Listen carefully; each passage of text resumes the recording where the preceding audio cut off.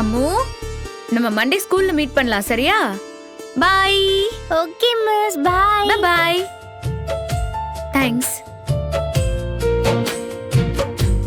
ஒரு நிமிஷம். கோயில்ல டிராப் பண்றத நான் பண்ணிட்டேன். திரும்ப கோயில்ல இருந்து வீட்டுக்கு எப்படி தனியா போவீங்க? நான் வேணா. சார், எங்க அம்மா சொன்னாங்கன்னு தான் நான் உங்க கூட கார்ல வந்தேன். நான் ஒன்னும் உங்க பொண்ணு மாதிரி சின்ன குழந்தை கிடையாது. நான் எங்கேயும் தொலைஞ்செல்லாம் போயிட மாட்டேன். எனக்கு எங்க வீட்டுக்கு போக தெரியும். நீங்க கிளம்புங்க. ஓகே மிஸ், நான் நல்லா படிக்கணும்னு சாமி கிட்ட ப்ரே பண்ணிக்கோங்க. சரி. Bye miss. பாய்.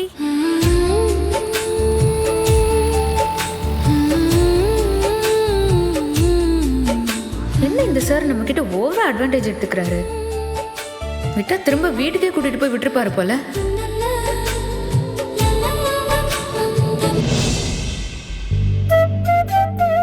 என்னம்மா சொல்ற? விஜய் வந்தாரா? ஆமா கங்கா, திடுதிப்புன்னு அவர் எங்க முன்னாடி வந்து நின்னதும் ஒரு நிமிஷம் எனக்கு உசுரே நின்னுருச்சு. ஒரு பக்கம் அவர் காவேரி கிட்ட பழைய விஷயங்கள் எல்லாம் பேசிடுவாரோங்கிற பயம், இன்னொரு பக்கம் அவர் நம்ம வீட்டுக்கு வந்ததை பத்தி காவேரி என்ன நினைக்க போறாளோங்கிற பதட்டம்.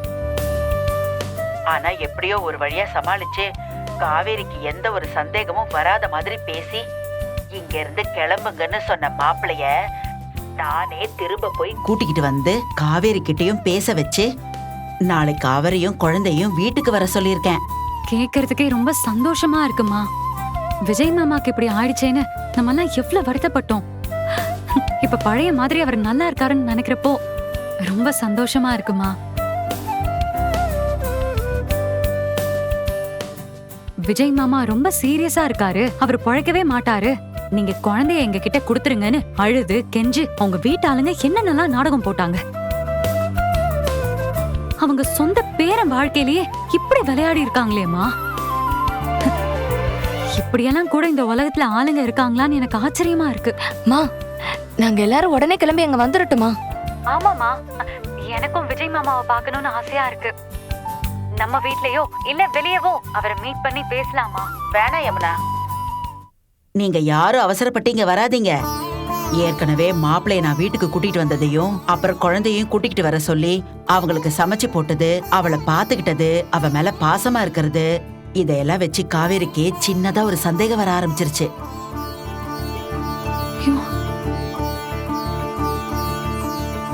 இன்னைக்குதான் நீ அவரை பாத்திருக்க, நீ எதுக்கு அவருக்காக இவ்வளவு செய்யணும்னு கேக்குறா. இதுல போதா குறைக்கு நான் வேற மாப்பிள்ள கூட அவளை கார்ல ஒன்னா கோயிலுக்கு அனுப்பி வச்சிருக்கேன்.